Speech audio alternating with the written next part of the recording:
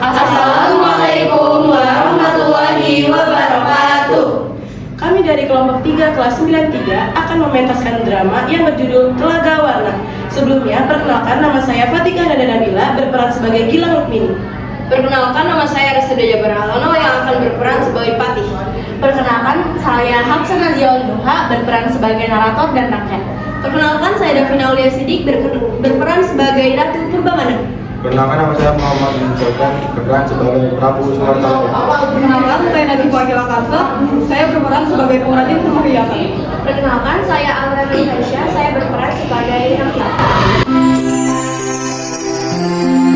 Asal-usul Telaga Warna.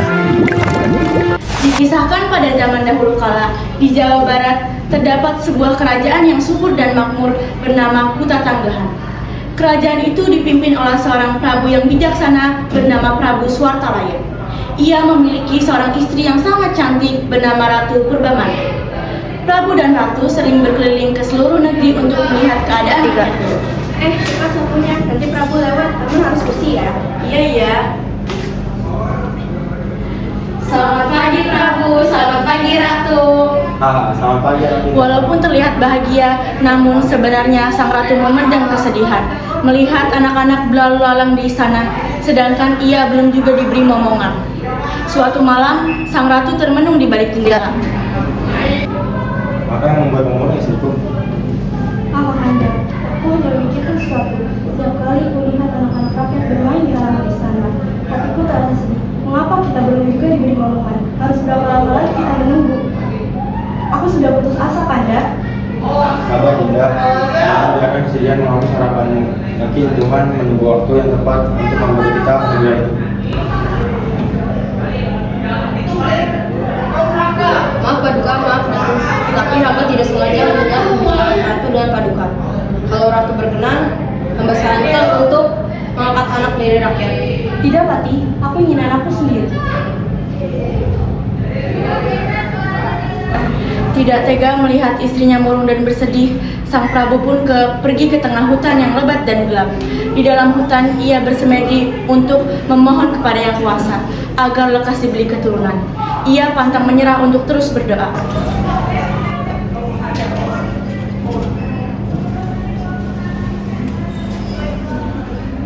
Dewa yang Maha Pengasih, hamba datang dengan hati penuh harapan. Berilah hamba seorang anak untuk membawa kedamaian dan kebahagiaan bagi rakyat negeri ini. Benar saja, selang beberapa waktu kemudian, Ratu hamil dan melahirkan seorang anak. Anak gadis itu diberi nama Gilang Rukmini. Prabu dan Ratu sungguh sangat senang, begitu pula dengan rakyatnya. Tidak terasa, waktu cepat berlalu. Gilang Rukmini tumbuh menjadi gadis yang sangat cantik. Sayangnya, Gilang Rukmini tumbuh menjadi anak yang sangat manja. Ayah, lihat teman melepaskan ini. Aku mau ini satu. Tapi kita sudah punya 8 ekor di sana. Pokoknya aku mau ini. Sang Prabu selalu menuruti keinginan anaknya itu, mengingat ia adalah anak satu-satunya. Hari berlalu, sang Patih mengumumkan kepada rakyat bahwa putri sebentar lagi akan berumur 17 tahun. Wahai rakyat kerajaan, berkumpullah. Ada kabar penting yang harus kalian dengar. Ada kabar apa, Tuan Patih? Putri kita tercinta sebentar lagi akan berumur 17 tahun. Maka dari hal itu, Raja mengundang rakyat untuk merayakannya di sana. Wah, sudah terasa waktu berlalu begitu cepat. Aku harus menyiapkan hadiah istri yang istimewa untuk saya. Rakyat berbondong-bondong ke istana untuk mengumpulkan hadiah. Begitupun dengan Raja dan Ratu. Ia menyiapkan 3 permata kepada Tuan Putri. Permata yang bagus ya sih. Indah sekali yang ada, pasti bagus jika dijadikan kalung. Kalung itu pasti akan sangat cantik jika dipakai oleh putri. Aku tidak sabar menunggu permata itu menjadi kalung yang sangat indah.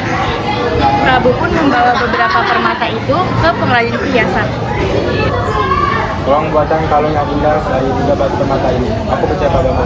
Pastikan kalung ini jadi sebelum hari ulang tahunnya. Tentu Baginda, hamba akan bekerja siang dan malam demi menyiapkan hadiah untuk putri. Hari yang dinanti pun tiba. Rakyat berkumpul di istana. Mereka semakin riuh ketika putri datang. Mati, apakah sudah siap untuk pesta? Siapa Duka? Rakyat sudah berkumpul, makanan sudah disiapkan, dan hadiah sudah tiba. Tukang perhiasan, apakah aja sudah siap? Sudah Pati, Baginda, ini adalah kalung perintah yang pernah saya buatkan. Semoga putri menyukainya. Luar biasa, kalung ini sungguh menakjubkan. Terima kasih atas kerja kerasmu. Wah, indah sekali kalungnya. Pantulan warnanya seperti pelangi. Pasti putri akan sangat suka. Mainlah nak, ayah punya sesuatu di hari ulang tahunmu. Wah, pasti hadiah untukku. Sepertinya akan sangat indah. Sang raja pun memberikan kalung permata kepada sang putri sebagai hadiah ulang tahun. Ini kalung mas dengan permata 3 warna. Lambang cinta dan harapan kami untukmu. Apa ini? Kalung. Iya nak, itu adalah kalung dengan 3 permata. Hadiah dari ayah dan ibu. Kenapa ayah membeliku kalung jelek seperti ini? Permatanya kecil, rantainya juga tidak murah. Aku tidak suka. Ampun Tuan Putri, saya sudah membuat kalung ini dengan sepenuh hati. Jika ada kekurangan, izinkan saya membuatnya kembali. Aku tidak mau melihat kalung mereka lagi. Astaga putriku, mengapa kau melepas kalung itu?